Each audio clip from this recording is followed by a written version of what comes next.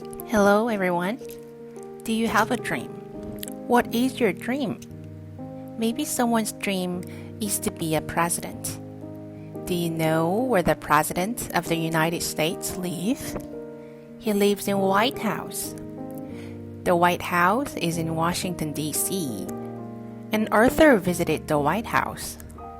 Let's see what Arthur and his friends did there. Listen carefully, class, said Mr. Rapper. This is a national contest, so do your best work. I love contests, said Murphy. What do I win? The winner visits the White House in Washington, said Mr. Rapper. What do we write about? Asked Arthur. The subject is How I Can Help Make America Great, said Mr. Rapper.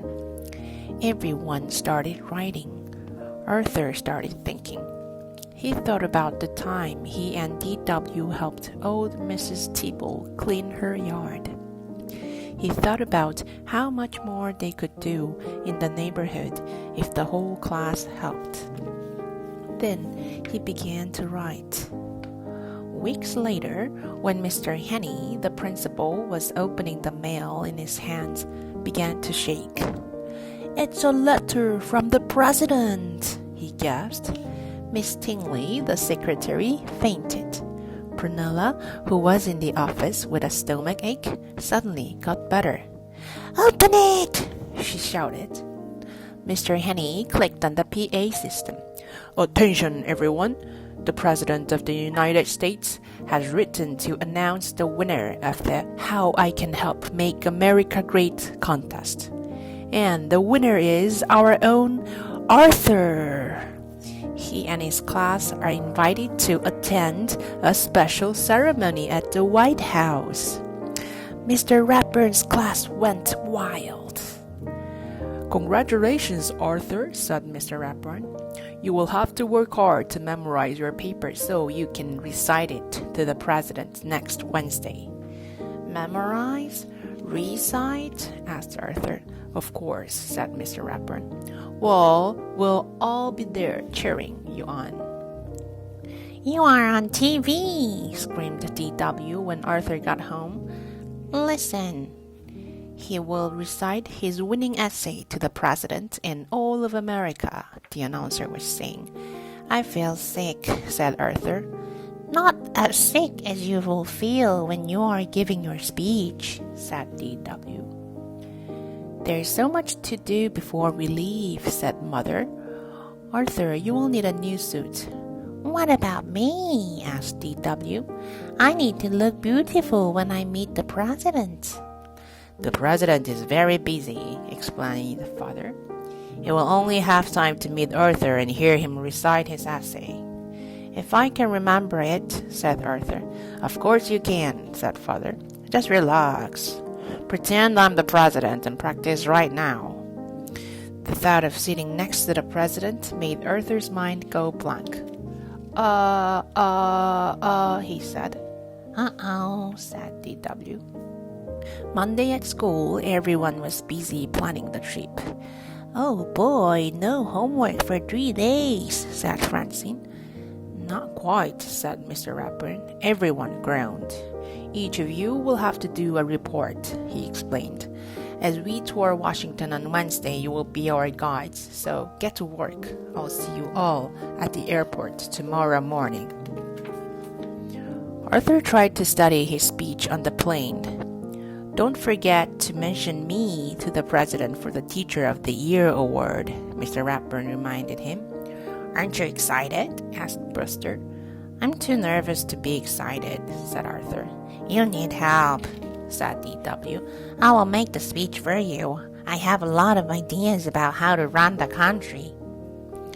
That night at the hotel, Arthur was too worried to sleep. "What in the world are you doing?" asked father.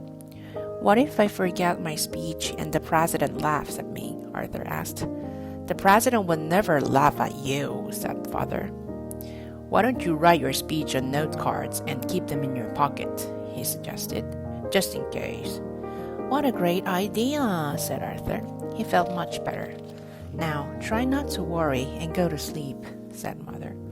The next morning, everyone met in front of the Jefferson Memorial. Arthur, you look so handsome, said Francine. Ready to meet the president? Said Mr. Rathbone. I guess, said Arthur. He reached into his pocket to make sure the note cards were there. Time for your reports, called Mr. Rathbone. Only one more hour until we're due at the White House. Our first stop is the Washington Monument, the tallest building in Washington, explained Francine. 898 steps to the top. Everyone ready? Are you kidding? Said D.W. I'm taking the elevator. This is the Capitol, where Congress makes the nation's laws, said Sue Ellen. I think we all know how important it is to obey the law, said Mr. Rathbone. The National Museum of Natural History has great mummies, said Buster. Follow me. No thanks, said Muffy. I'll meet you at the gift shop. The last stop was the White House. It is so big, said Arthur. Not as big as Muffy's house, said D.W. The White House has 132 rooms, said the Brian. Every president except George Washington has lived here. It has a barbershop, clinic, indoor pool, theater, gym, and its own library. And the president's office has fancy gold curtains just like the ones in our living room, said Muffy. Excuse me, said the president's secretary. The president is arriving. Please follow me to Rose Garden. Arthur gulped. It was almost time. He took out his note cards. Suddenly, a strong wind blew through the garden. Here comes the president, squealed Muffy. My speech, gasped Arthur. Relax, said Mr. Rathbone. You'll be fine. D.W. wasn't so sure. She had a plan. Arthur had never seen so many important-looking people. Good afternoon, Mr. President, he began. When I think about how I can do to make America great, Arthur began to feel very warm. His knees began to shake. His mind went blank. This is the worst day of my life, he thought. Suddenly, Buster giggled. Soon, everyone else joined in. Even the president was laughing.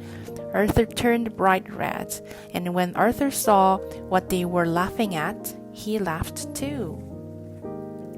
Now Arthur felt much better. He recited his whole speech without forgetting a single word. And in conclusion, he said, we can all help making America great by helping others. Good, said D.W. Then help me down.